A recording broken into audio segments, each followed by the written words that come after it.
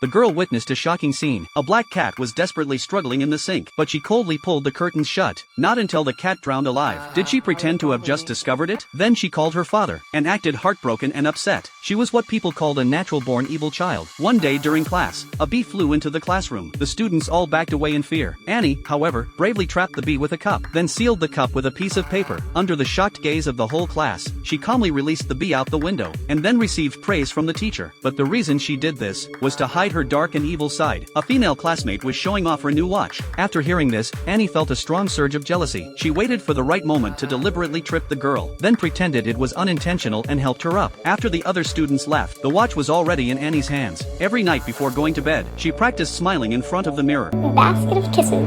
Basket of kisses. Basket of kisses. Such a masterful little actress. Even her own father, Jack, failed to see through her, and thought Annie was his sweet little angel. The school even named Annie an outstanding student, awarding her many medals. At this year's Outstanding Student Award ceremony, Annie thought victory was in her grasp, but the teacher called Mark's name instead. The smile at the corner of Annie's mouth slowly faded. Watching Mark step up to receive the award, Annie suppressed the rage in her heart. Her legs began to tremble involuntarily. A vicious plan was already forming in her mind. Jack noticed something unusual about Annie, thinking she was just sad about not winning the award, so he quickly comforted her. Annie, however, responded with a sincere look, Mel's my friend. I'm really happy he got it. which instantly reassured Jack. Soon after, Annie invited Mark to play hide and seek. They went into a dense forest. Annie led him deep into the woods, to a cliff that overlooked the sea. Mark felt a little scared. Annie, however, stared at him intently, as cold as if she were looking at a dead person.